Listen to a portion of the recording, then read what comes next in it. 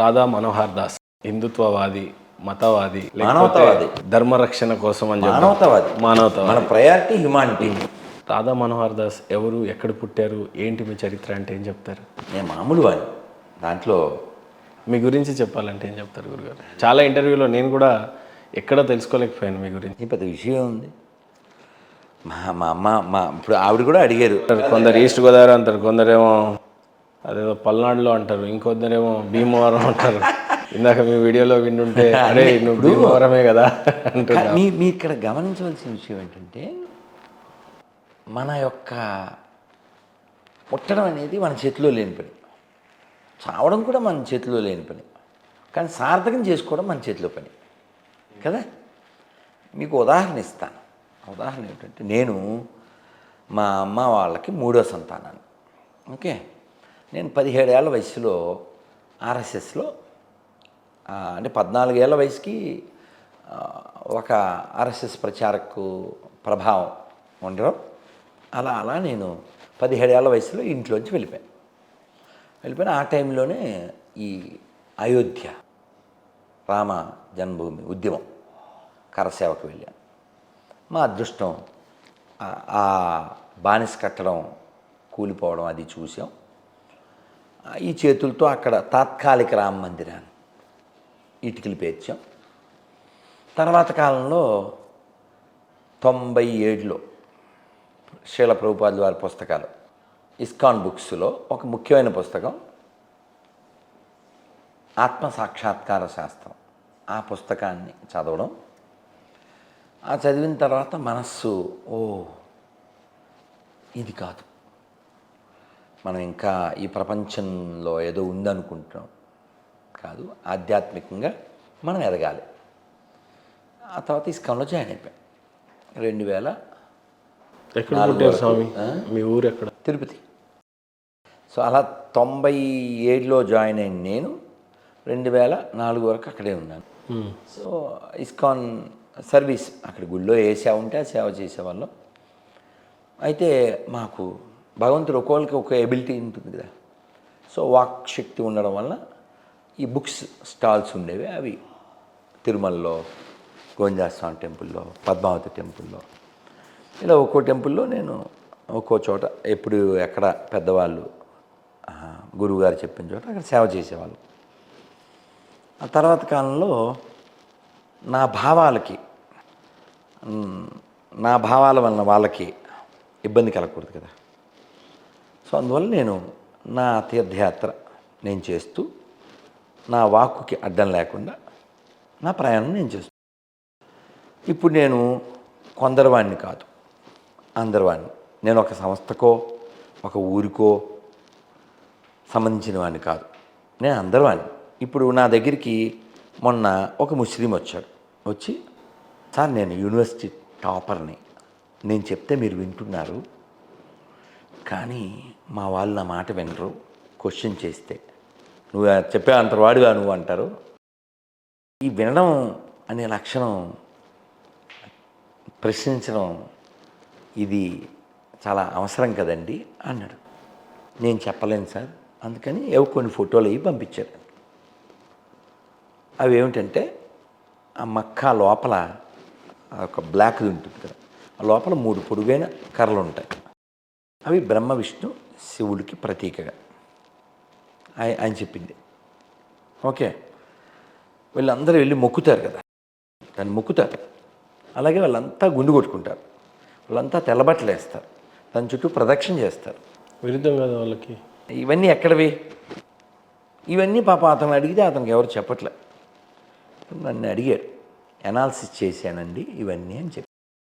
అంటే ఇదంతా ఎందుకు చెప్తున్నా అంటే, ప్రపంచం అంతా, అంటే ఒక చిన్న పాట చెప్తే మీకు అర్థమవుతుంది.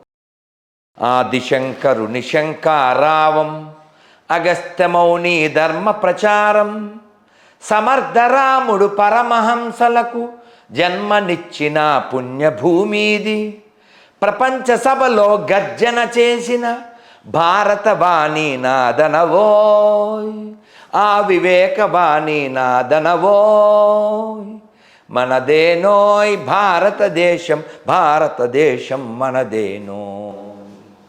ఇదంతా ఎందుకు చెప్పంటే ప్రపంచం అంతా ఎక్కడికి వెళ్ళినా మనకు సంబంధించినటువంటి ఎవిడెన్స్లే ఉంటాయి. ఎక్కడో ఈజిప్ట్లో తవ్వితే ఆర్కియాలజీ వాళ్ళకి 8,000 సంవత్సరాల క్రితం సూర్యదేవాలయం బయటపడింది. మన సొంతం కాదు కదా, ఇవన్నీ న్యూస్లో వచ్చినవే కదా. అలాగే ఆఫ్ఘనిస్తాన్లో బుద్ధ విగ్రహం, దాన్ని బదలగొడేశారు. అది డిటోనేటర్లో ఏవో పెట్టి మరి. అంటే అసలు ఒక విగ్రహాన్ని చూస్తే అంతగా ద్వేషించే అంత బుద్ధి ఎందుకు వచ్చింది? కనీసం అన్వేషించడం కూడా ఇష్టం లేదు. అన్వేషణ లేదుగా. మన ఇప్పుడు సద్గురు జగ్గి వాసుదేవ్ ఉన్నారు కదా, వారిని మొన్న కలికి నాగాశ్విన్ ఆ అబ్బాయి వెళ్ళి, స్వామీజీ ఇలా 33 కోట్ల దేవతలు అది ఇది మన మతం ఏం చెప్తుంది క్వశ్చన్ అడిగాడు.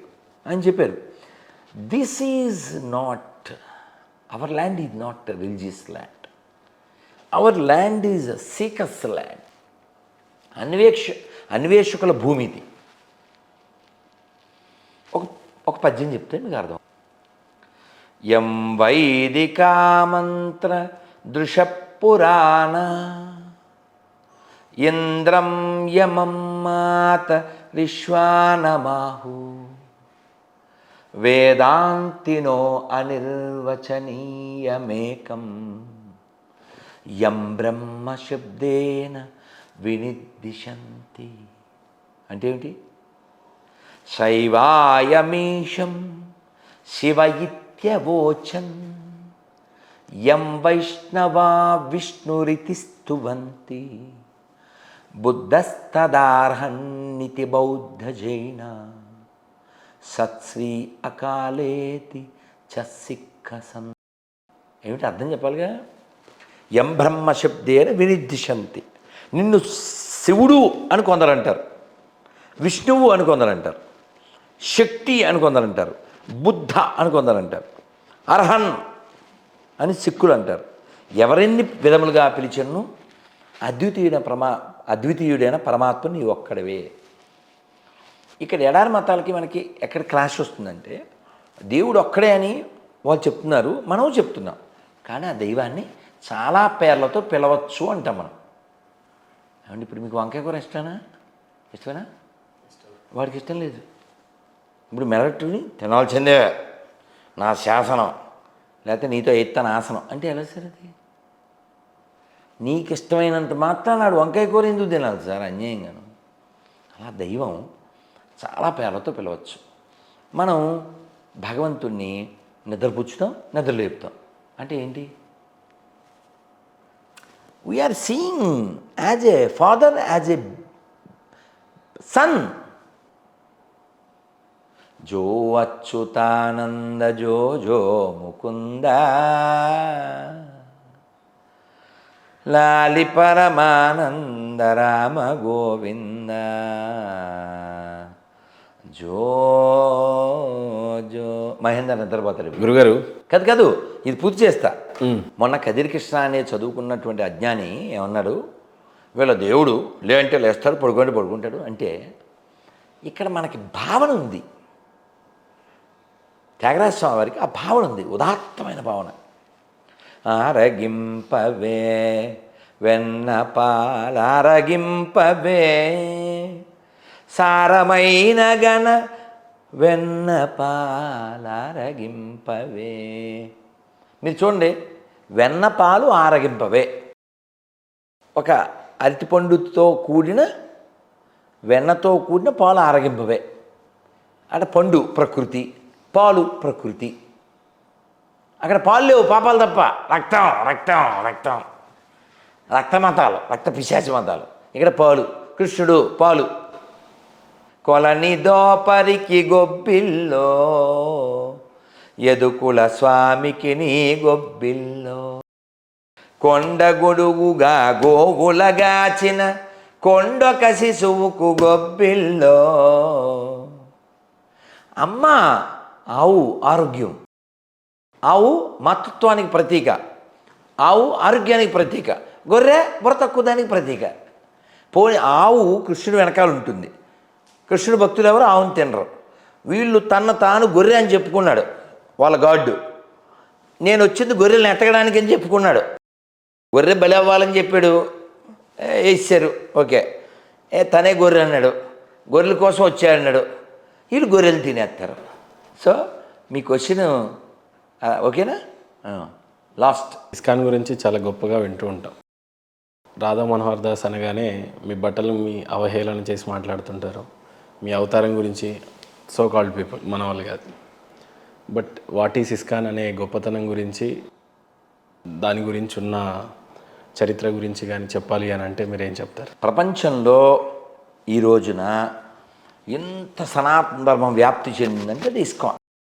ఇంకా చాలామంది ఉన్నారు ఇత పూర్వం ఇప్పుడు, కానీ ఎలా అవతరించింది అసలు ఇస్కాన్? అంటే మా పెద్ద స్వామివారి ప్రభుపాదులు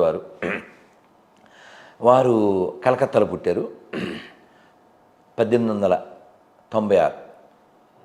ఓకే, వారికి 26 ఏళ్ళు ఉన్నప్పుడు, ఇది మ్యారీడ్ అప్పటికి, శిల ప్రభుపాదులు వారు అభయచరణ అరవింద భక్తి వేదాంత స్వామి శిల ప్రభుపాదులు వారు,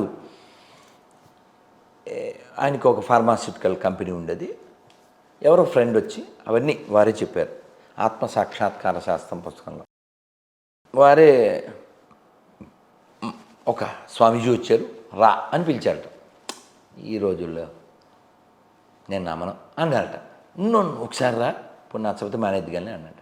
ప్రభుపాదులు వారు ఇస్కాన్ పెట్టాక ఆ రోజు ఆ స్నేహితుడు నన్ను బలవంతంగా తీసుకెళ్ళబట్టి మా గురువుగారు మాకు అనుగ్రహించారు, లేకపోతే ఈ జీవితం అలా అయిపోయి ఉండేది, వారి యొక్క అనుగ్రహం ఇదంతా అని చెప్తారు. అలా శ్రీల భక్తి సిద్ధాంత సరస్వతి ఠాకూర్ చాలా గ్రేట్, హైలీ ఎడ్యుకేటెడ్. వారి ఇంగ్లీష్ ఇప్పుడు కూడా మనం అర్థం చేసుకోలేంత స్ట్రాంగ్ ఇంగ్లీష్. ఇవాళ ఉదయం కూడా ఆయన పుస్తకం చదివాం మేము. వారు చెప్పారు, అభయ్, అంటే వారి పేరు Abhayacharana Aravinda, Abhay you are speaking very good English, why don't you go to this English speaking countries and educate about our Krishna consciousness అన్నారట. ఇంత చెప్తే మనం ఏం చేస్తాం, పిల్లలు వ్యాపారం అనుకున్నారట. కానీ గురువుగారు చెప్తారు, అప్పుడప్పుడు వెళ్ళడం కలవడం, ఏదో ఏదైనా ఎడిటింగ్లు పుస్తకం రాయమంటే రాయడం, ఏదో అలా.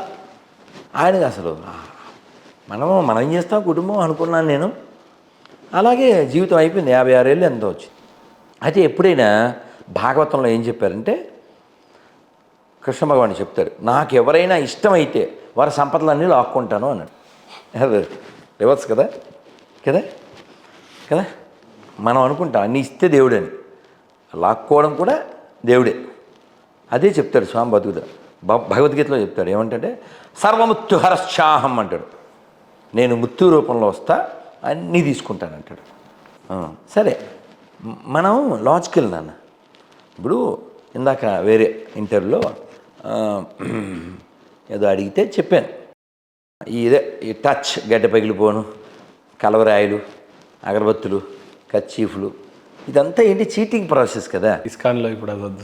కాదు కదా, నేను ఎందుకు చెప్పానంటే ఆ టాపిక్ ఇక్కడ మనకి చావు గురించే టాపిక్ ఉంటుంది. భగవద్గీత దేని గురించి మొదలైంది? చావు, జన్మ, మృత్యు, జర, వ్యాధి. ఈ 4 తప్పదు, పుట్టావా చేస్తావు, ముసలితనం, రోగం తప్పదు.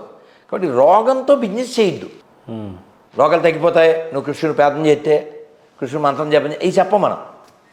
సో ఇవి తప్పదు, you have to die, you have to face this అని చెప్తారు. సో ప్రభుపాదులు వారు ఈ ఫిలాసఫీనే భాగవతంలో ఉన్నది, భగవద్గీతలో ఉన్నదాన్నే ప్రపంచానికి ఇచ్చారు. రియలిస్టిక్గా ఉండండి, రియలిస్టిక్గా ఉండండి. ఇలా శరీరం కోసం మోసపోవద్దు, మోసం చేయొద్దు. ఇది ఉండదు. ఐస్ క్రీమ్ తిన్నా కరుగుద్ది, తినకపోయినా కరుగుద్ది. ఇది కూడా అంటే జరిగిపోద్ది, పక్కెళ్ళిపోద్ది. ప్రభుపాదులు వారు అలా 56 ఏళ్ళు వచ్చిన సమయంలో వారు అప్పటికి భాగవతం 3 స్కందాలు చేత్తో రాశారు. కానీ ఏదో విధంగా మరి లోకానికి మేలు జరగాలంటే భగవంతుడు ఏం చేస్తాడు, ఏదో ఇన్సిడెంట్ కావాలిగా, టర్నింగ్ రావాలి కదా. నాకు వారి పుస్తకం చదివితే టర్నింగ్ వచ్చింది, కొందరికి నా ఇంటర్వ్యూ చూస్తే బర్నింగ్ వస్తుంది. సో ఆయన పుస్తకాలు చేతితో రాసిన మ్యాన్స్క్రిప్ట్ అలమార్లో పెట్టి వెళ్ళారు. వచ్చేసరికి లేవు. ఎవరిని అడుగుతారు, వాట్ హ్యాపెండ్ అన్నారు. ఇందాక టీలో బిస్కెట్లకి ఏమి లేవని పొయ్యిలో పెట్టేసాను. టీలో బిస్కెట్ల కింద బుక్స్ ఇస్తారు కదా బిస్కెట్లు, కేజీలకు అమ్మేసాడు. ఆవిడ అమ్మేసింది. ఈయన అడిగారు, అసలు నీకు నేను ముఖ్యమా బిస్కెట్లు ముఖ్యమా అని. ఆవిడ బిస్కెట్లే చెప్పింది. భగవద్ రామానుజులు వారి భార్య కూడా ఇలాంటి పెడసరం సమాధానంలే. అలా జరగకపోతే వీళ్ళు బయటికి ఎలా వస్తారు? లోకానికి మేలు ఎలా జరుగుతుంది?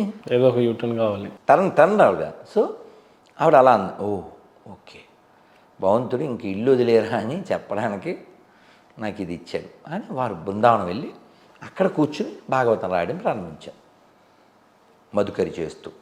అలా వారికి 69 ఏళ్ళు వచ్చాక సుమతి మొరార్జీ అనే ఒక గొప్ప ఒక ఏమంటారు ఈ స్టీమర్స్ ఓడలు ఉంటాయి షిప్స్, ఆ కంపెనీ ఓనర్ ఆవిడని సింధియా స్టీమర్స్ ఏదో ఉంది, ఆవిడ దగ్గరికి వెళ్ళి ఆవిడని అడిగారు, నేను ఎలా వెళ్ళాలి?